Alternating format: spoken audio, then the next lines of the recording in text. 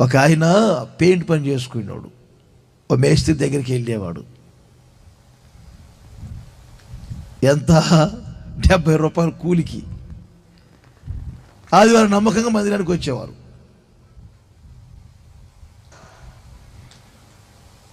ఒకరోజు ఏం జరిగింది? వాళ్ళ మేస్త్రి, రేపు ఇల్లు ఓపెనింగ్, పెయింట్ పని అవ్వలేదు, నాగేశా రేపు పనికిరారా అంటే, ఆయన మొరటోడు, పొట్ట కోస్తే అక్షరం మొక్క రాదు. ఆదివారం రానయ్యా, రానండి, మా పాస్టర్ గారు ఊరుకోడు, ఆదివారం ప్రార్థన మానవుతాను అన్నాడు. నువ్వు రాకపోతే రేపు నిన్ను పనిలో పెట్టుకోను. బాబోయ్, మా పాస్టర్ గారు ఊరుకోడు, అరుస్తాడు ఆయన. ఆయన నిజంగానే రావలో ఆ రోజు ఎలా పనికి వెళ్ళకుండా ప్రార్థనకు వచ్చాడు. సోమవారం రోజు పనికి వెళ్తే వాళ్ళ మేస్త్రి, రమ్మంటే నేను రాలేదురా, ఈరోజు నాకు పనికి వద్దురా, వెళ్ళిపోరాడు.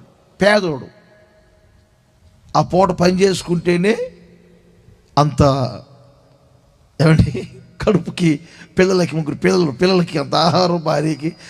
పేదోడు, వేరే పని గతి లేదు ఆయనకి, చదువు లేదు, మొరటి వ్యక్తి. అయ్యగారు తెలియదులే అయ్యా, పెట్టుకోండి అయ్యా అంటే, వద్దని చెప్పట్లా, నా మాట ఏం లేదు, పోరా అని చెప్పి పంపించేశాడు. ఏడ్చుకుంటూ ఇంటికి వచ్చాడు. ఇంట్లో కూడా వెళ్ళకుండా అరుగు మీద కూర్చొని కూర్చుని తలని చూసుకుంటా, గడ్డి మోప వరిగడ్డి ఉంటుంది కదా, వరిగడ్డి తల మీద పెట్టుకొని ఒక వ్యక్తి, రైతు, వెళ్తా ఎరా నాగేశో పనికి వెళ్ళలేదంటారా ఈరోజు అన్నారు. వెళ్ళలేదులే అన్నాడు. ఏమైందిరా? వెళ్ళలేదులే. కాదురా, ఖాళీగానే ఉంటుందిగా. 3 రోజుల నుండి చెప్తున్నాను రా, వారం నుంచి ఒకడికే ప్రారీ కూడా కొంచెం సున్నమేయరా అని. వాడు వేయట్లేదు.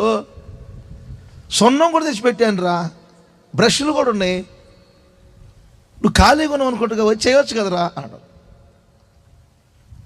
వెంటనే కళ్ళనీళ్ళు తుడుచుకొని పద అని చెప్పి ఆయన అంటే వెళ్ళి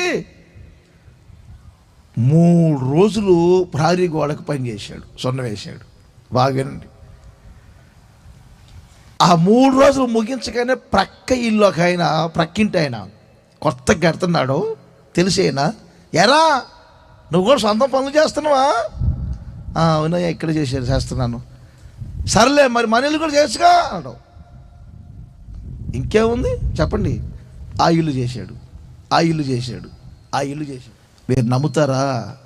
ఓ 5-6 సంవత్సరాలకి 70 మంది పని వాళ్ళతో పని చేయిస్తున్నాడు ఆయన. ఎంత? ఒక నెల నాకు డబ్బులు ఇచ్చేవాడండి. గవర్నమెంట్ పెద్ద సాఫ్ట్వేర్ ఇంజనీర్లు కూడా ఇవ్వడు, 10వ భాగం అంత ఇచ్చేవారు. ఆశ్చర్యమైంది నాకు ఆ డబ్బు చూసి. 70 మంది పని వాళ్ళతో పని చేయించారు.